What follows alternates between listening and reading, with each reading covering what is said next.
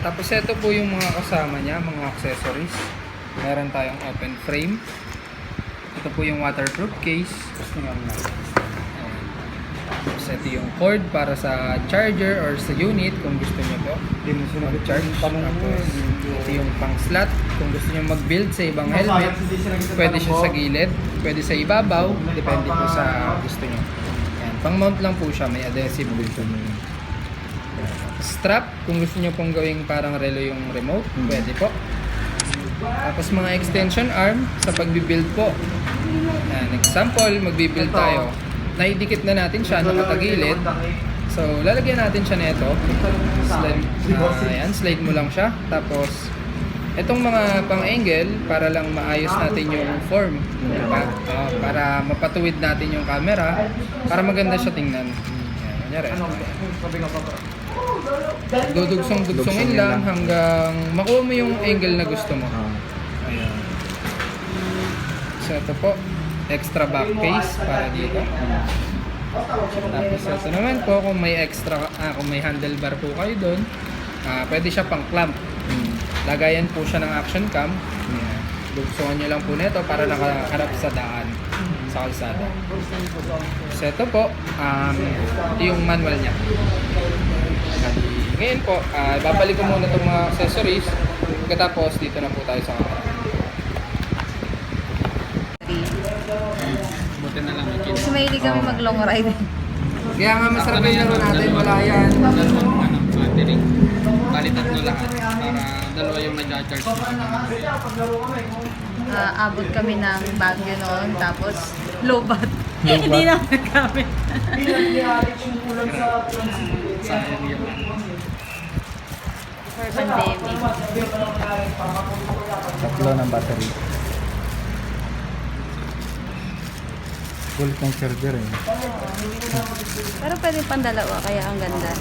Pwede siyang dalawa mag-charge eh. Sulit sa time. Okay. Yan. Sulit sa time. Tama-tama tatlo battery na ito. Kasi yung dalawang oras, ang layo na natakbuhin mo. No? Oo. Yung dalawang oras.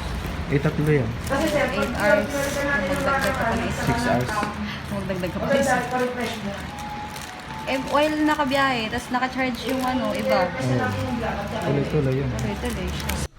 So sakto dahil ngayon ay umuulan. So matest natin ang camera na ilalagay natin sa waterproof case na ang gamit natin ay yung built-in na microphone. So pag sinabing built-in microphone, syempre limitado yung tunog na kanyang masasagap.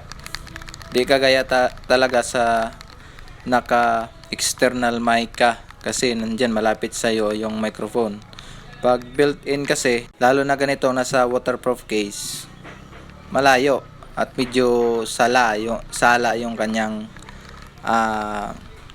mga tunog. So tamang-tama ito na ngayon ay umuulan. So sa video resolution naman natin, naka 1080p tayo, 60 fps.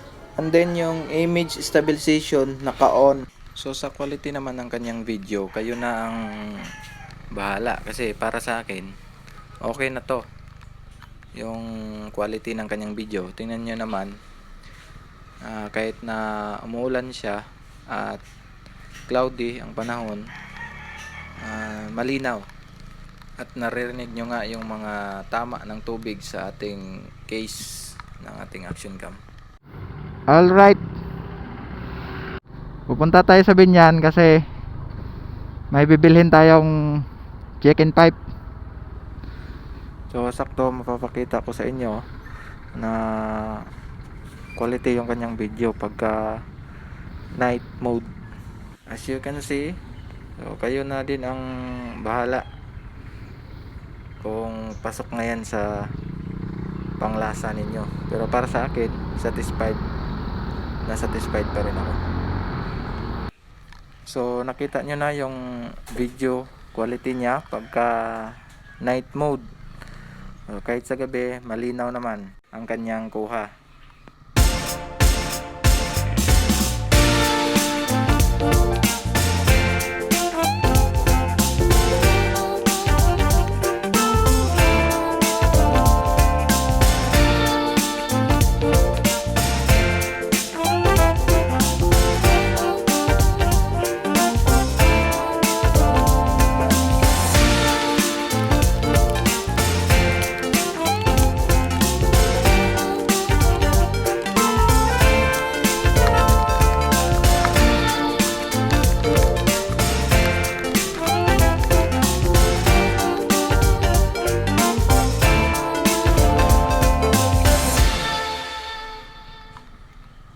ayun, and then this time ipapakita ko naman sa inyo na wala pa rin siyang waterproof case, at the same time naka external microphone siya.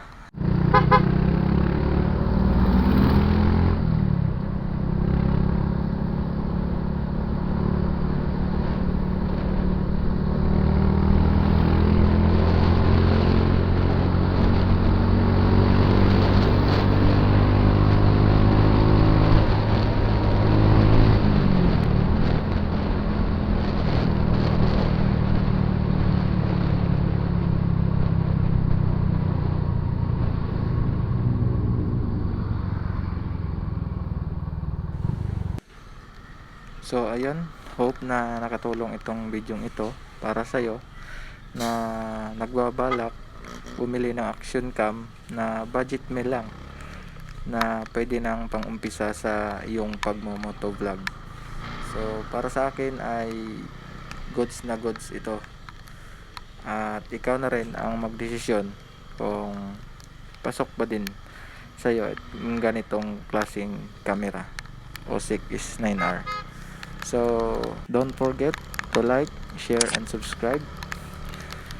At pakihit na rin ang notification bell para ma-update ka pa sa mga susunod pa nating upload na videos. At syempre, shout out na din kay Jolly Motovlog, kay Rosero Vlogs Mix. Shout out sa inyo mga idol. And paki-follow na din yung aking Facebook page sa @Raceway Motovlogs. So, thank you and God bless.